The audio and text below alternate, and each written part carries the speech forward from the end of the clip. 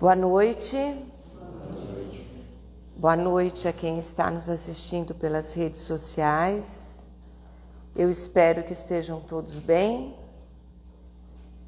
Meu nome é Vânia, eu sou voluntária dessa Casa Bendita e hoje nós iremos refletir sobre o tema reencarnação, nascer de novo e renovação.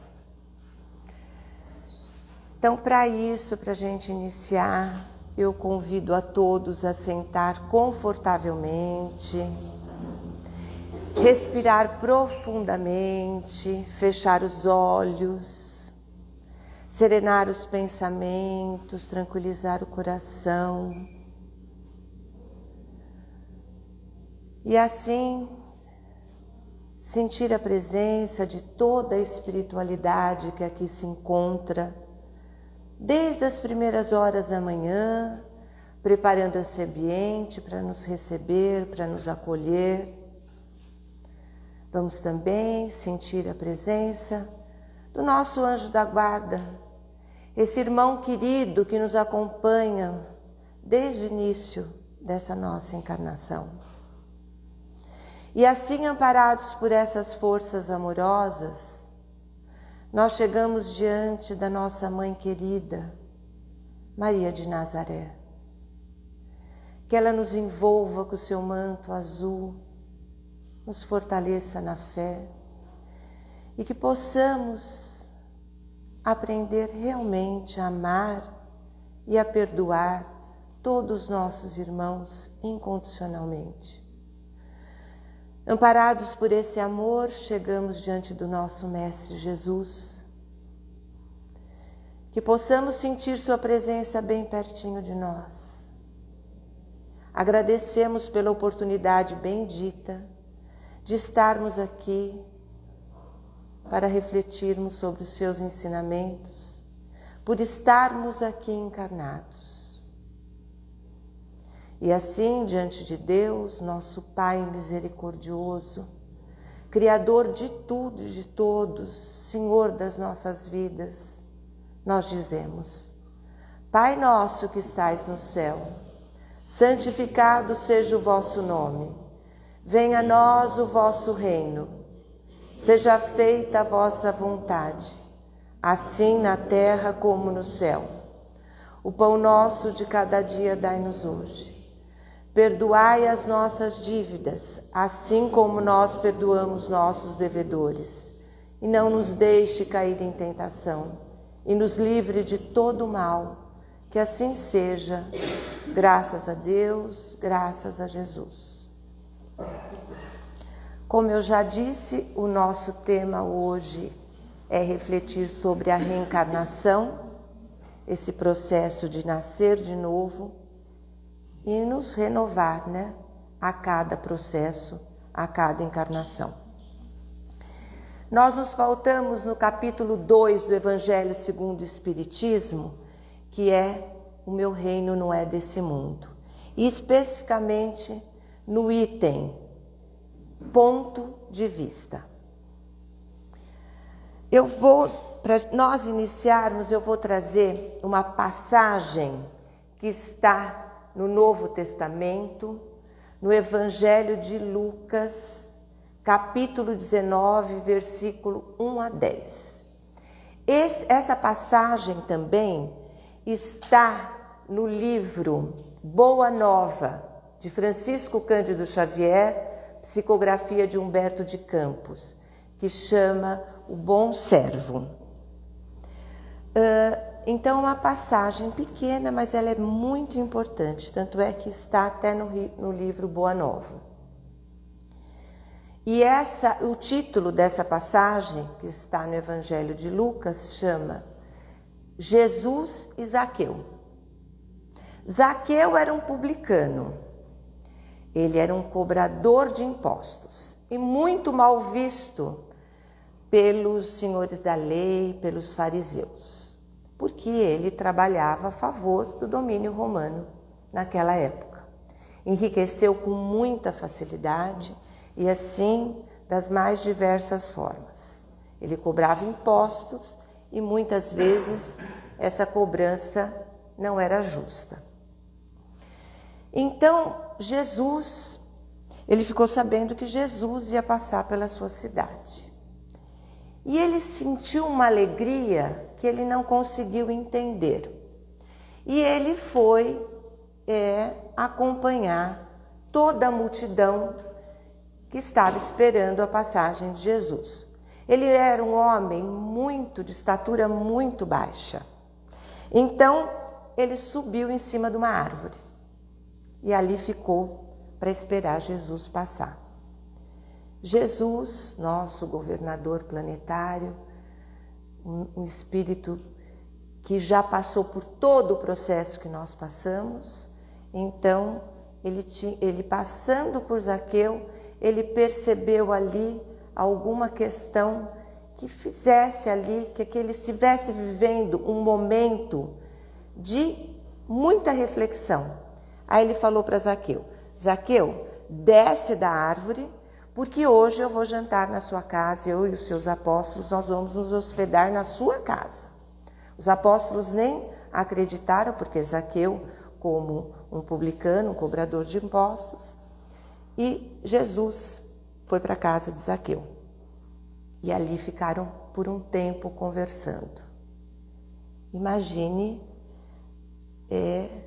os ensinamentos que Jesus, essa oportunidade de Zaqueu poder estar conversando com Jesus. E após a conversa, Zaqueu colocou para Jesus: vou doar metade da minha riqueza. E todos aqueles que eu extorqui um dinheiro indevido, eu vou devolver 4 vezes a mais. O que aconteceu com Zaqueu? Ele mudou o ponto de vista dele. E nós?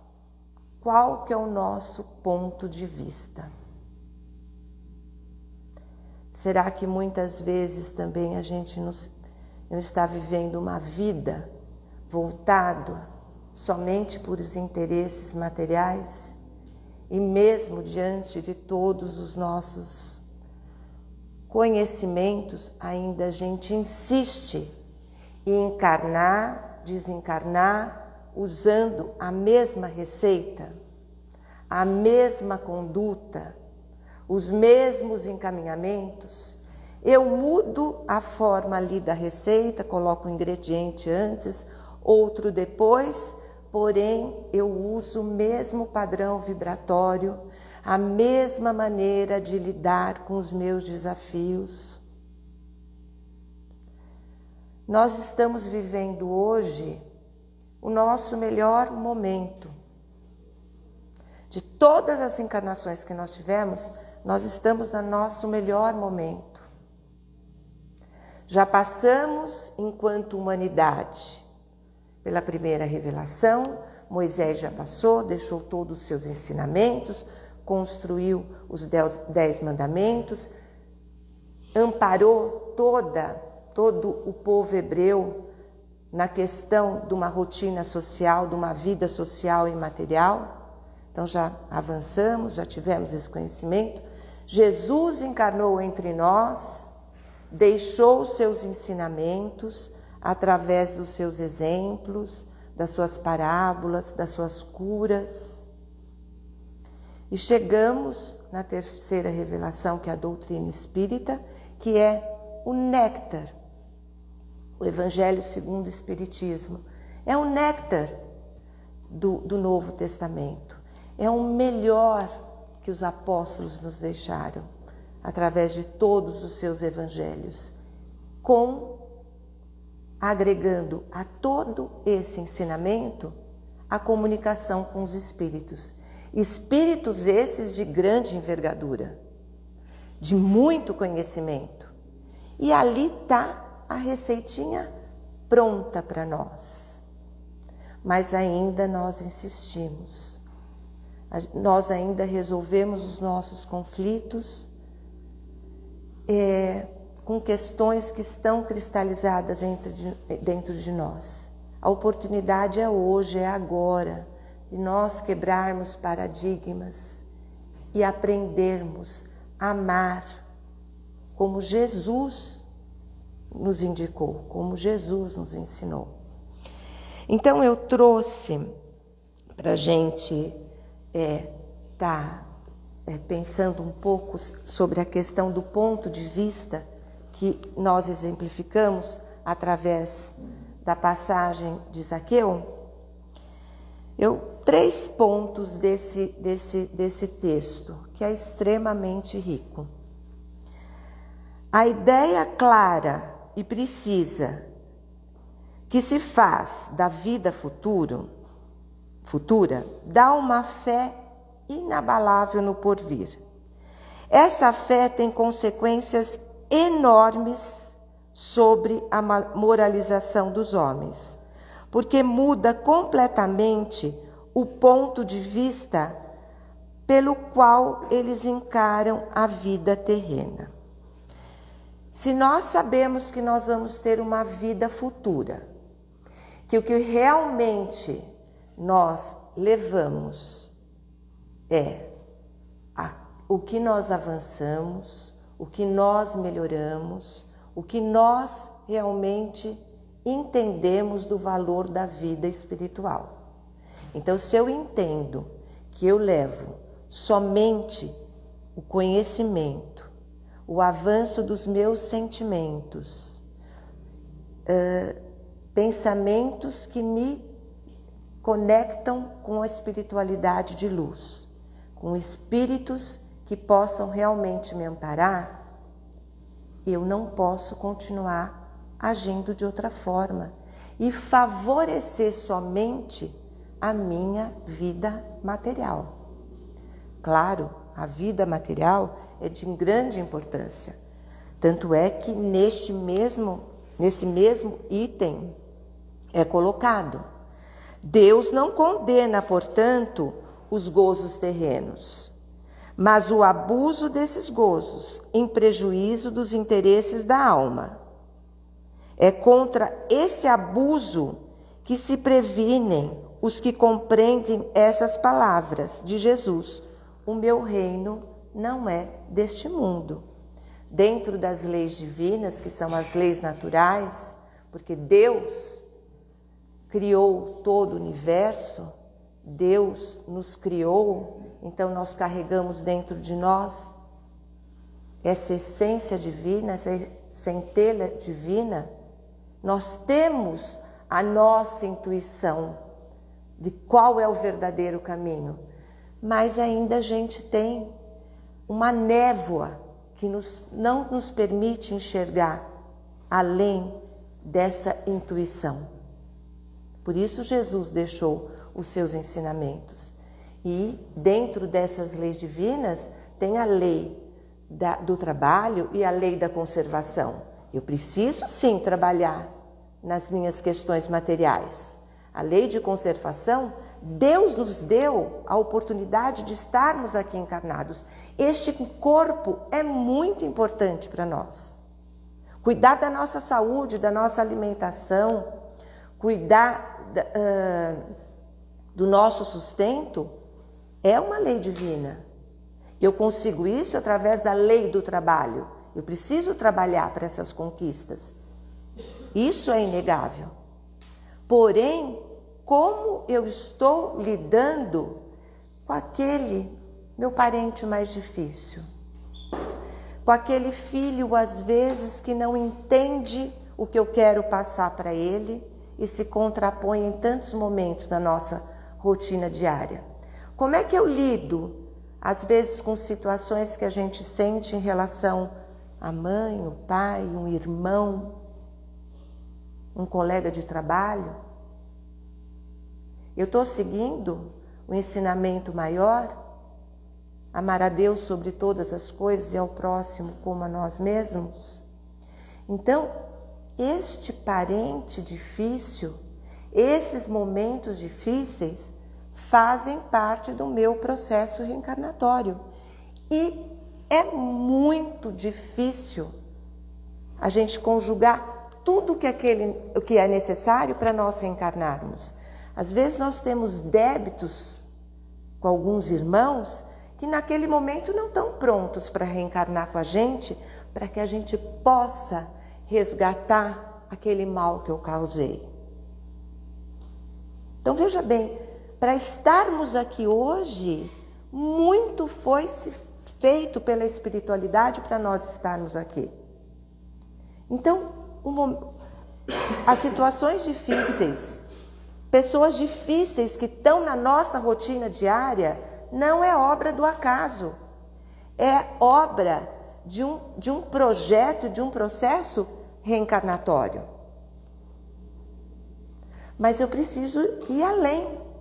Eu preciso entender que aquilo que me deixa na zona de conforto, como eu lido com a situação difícil, não é o melhor caminho.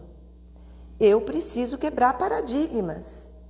Eu preciso aprender a perdoar. Eu preciso olhar com muita generosidade e pensar assim: o momento daquele meu irmão é isso, daquele meu companheiro é isso, daquele filho é esse.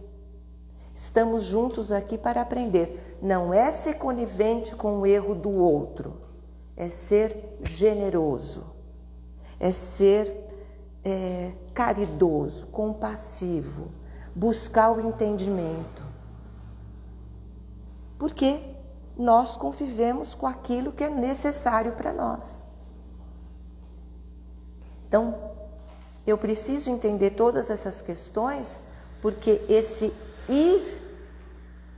eu morro no plano material, retorno, nasço, vou nascer novamente, mas o que eu estou fazendo com esse processo? Que receita que está cristalizada dentro de mim que eu não consigo avançar?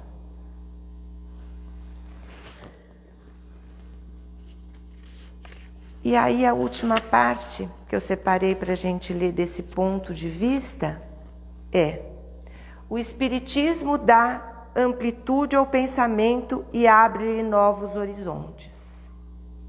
Quando a gente pensa que o Espiritismo nos traz a pluralidade das nossas existências, de quantas vezes nós já nascemos e morremos na questão material, que a nossa vida é eterna no plano espiritual, que muitas vezes as nossas dores, existe um porquê, que a gente, muitas vezes, o que nós estamos vivendo hoje, que aconteceu no Rio Grande do Sul, todo esse processo doloroso tem uma função para o plano espiritual. Tem um porquê. Nós não temos entendimento, mas acontece porque é uma necessidade. Então, quando a gente entende que o nosso processo reencarnatório, o nosso e de toda a humanidade, tem questões que são necessárias para ser vividas, porque em vidas passadas e pretéritas, nós cometemos algumas falhas, muitas vezes por falta de conhecimento, hoje não podemos negar tanto. Então, existe uma explicação do porquê da dor. Uma dor que existe, é necessária ser vivida, mas o Espiritismo nos tira o desespero porque a gente consegue compreender essas questões. Em vez dessa visão estreita e mesquinha que o concentra na vida presente, fazendo do instante que passa sobre a terra o único e frágil esteio do futuro eterno, ele nos mostra que esta vida é um simples elo do conjunto harmonioso e grandioso da obra do Criador. Então, o que nós precisamos realmente é ter em mente que o nosso ponto de vista em relação aos desafios, aos enfrentamentos, à convivência com o outro, esse nosso ponto de vista precisa também ser mudado, como naquele momento foi alterado também o ponto de vista de Zaqueu. E aí no livro de Chico Xavier, de Francisco Cândido Xavier, pelo Espírito de Emmanuel, o Fonte Viva, ele tem, no capítulo 83, a seguinte fala: avancemos além, pelo que, deixando os rudimentos da doutrina do Cristo, prossigamos até a perfeição, não lançando de novo o fundamento do arrependimento de obras mortas. É Paulo, Hebreus capítulo 6, versículo 1. Paulo foi um grande divulgador da palavra de Jesus. E quando ele coloca aqui obras mortas, quando nós lemos a obra de Kardec, no livro dos Médiuns e também no Céu e Inferno, ele traz muitos relatos de desencarnados. E assim, em linhas gerais, é unânime. Quando nós chegamos no plano espiritual, o nosso maior arrependimento é não ter aproveitado da maneira correta a nossa existência. Nós passamos muito despercebidos, pela vida. A vida, ainda mais essa vida de hoje. A correria que é como nós cada vez mais aumentamos os nossos compromissos, Mas que esses compromissos não sejam maior do que a nossa consciência de que precisamos e estamos aqui com a oportunidade maior, de avançar espiritualmente. Aceitar o poder de Jesus, guardar a certeza da própria ressurreição além da morte, reconfortar-se ante os benefícios da crença, constituem fase rudimentar no aprendizado do Evangelho. A fé é nossa fase ainda rudimentar. É um processo tranquilo ter fé. Depois de tudo que nós já aprendemos e já vivenciamos ao longo de muitas vidas, a fé é um processo rudimentar. Praticar as lições recebidas, afeiçoando a elas nossas experiências pessoais de cada dia, representa o curso vivo e edificante. Já tentar alterar os nossos padrões vibratórios, os nossos sentimentos, bloquear sentimentos ruins, quando vem aquela vontade que a gente tem de ficar pensando na ofensa recebida ou naquilo que nos incomodou, bloquear esse pensamento já é um avanço. O aluno que não retira dos exercícios no alfabeto nunca penetra o luminoso domínio mental dos grandes mestres. Se a gente só ficar ouvindo e não colocar em prática, a gente nunca vai alcançar a nossa evolução espiritual. Aumentar o nosso nível de evolutivo, para que a gente não tenha os nossos arrependimentos quando chegar na vida espiritual. Não basta situar nossa alma no pórtico do templo e aí dobrar os joelhos reverentemente. É imprescindível regressar aos caminhos vulgares e concretizar em nós mesmos os princípios da fé redentora, sublimando a vida comum. Fé redentora, aquela fé que me altera o meu padrão. Não uma fé morta. Eu tenho fé, mas eu não pratico. Eu não vivo o amor que Jesus nos exemplificou. Eu não vivo buscando fazer o bem. Então não adianta somente a gente olhar para as nossas situações difíceis e nos acomodar porque a gente tem fé que nos dá resignação. Não é só isso. Temos que passar desse processo. O que nós podemos dizer do operário que somente visitasse a porta da sua oficina, olhasse para ela, louvando a grandeza, achando ela maravilhosa, a oficina, sem, contudo, dedicar-se ao trabalho que ele reclama? Não adianta nós acharmos, nos sentir tão felizes com os ensinamentos de Jesus, nos beneficiar somente com a palavra e não com a mudança, se a gente não trabalhar a favor disso. O que quer dizer do navio admiravelmente equipado que vivesse indefinidamente na praia sem navegar? Existem milhares de crentes da Boa Nova nesta lamentável posição de estacionamento. São quase sempre pessoas corretas em todos os rudimentos da doutrina do Cristo. Creem, adoram, consolam-se imprescindivelmente, todavia não marcham para adiante, no sentido de se tornarem mais sábias e mais nobres. Não sabem agir, nem lutar e nem sofrer, vendo-se sozinhas sob o ponto de vista humano. Precavendo-se contra semelhantes males, afirmou Paulo, como eu já disse, um grande divulgador da palavra de Jesus, com profundo acerto. Deixando os rudimentos da doutrina de Jesus, prossigamos até a perfeição, abstendo-nos de repetir muitos arrependimentos, porque então não passaremos autores de obras mortas.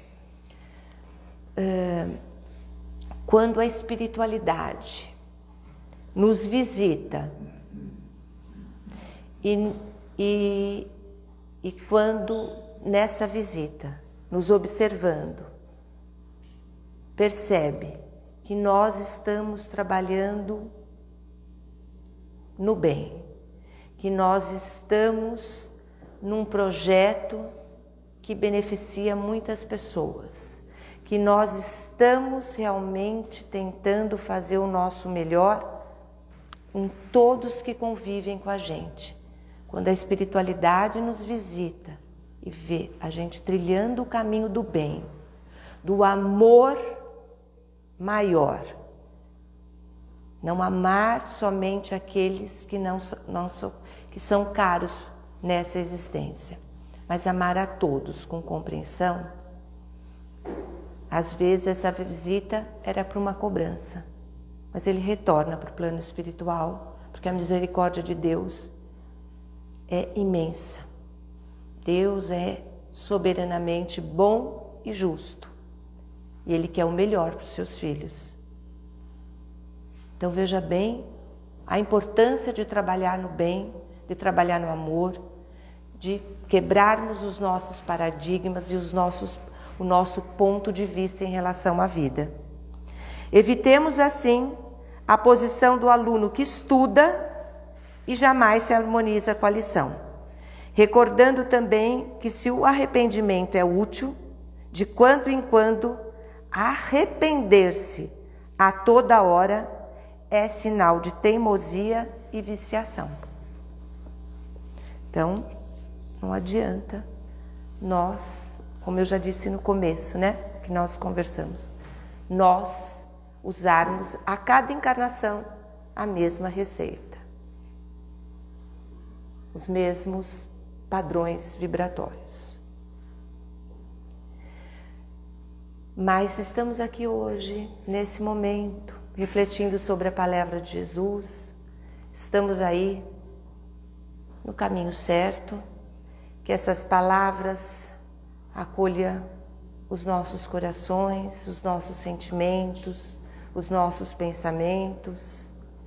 E assim eu convido a todos novamente a fechar os olhos, agradecer a Deus por essa oportunidade bendita de nos apropriarmos dos seus ensinamentos e rogamos, ó Pai misericordioso, que esses ensinamentos possam realmente se tornarem vivos nas nossas obras, nas nossas palavras, nos nossos sentimentos, nos nossos acolhimentos, que possamos realmente saber perdoar, amar como o Senhor nos ensinou. Que possamos ter uma semana de luz, que possamos levar essa luz aos nossos lares, aos nossos ambientes de trabalho, que possamos ser a voz viva do nosso Mestre. Que assim seja, graças a Deus e graças a Jesus.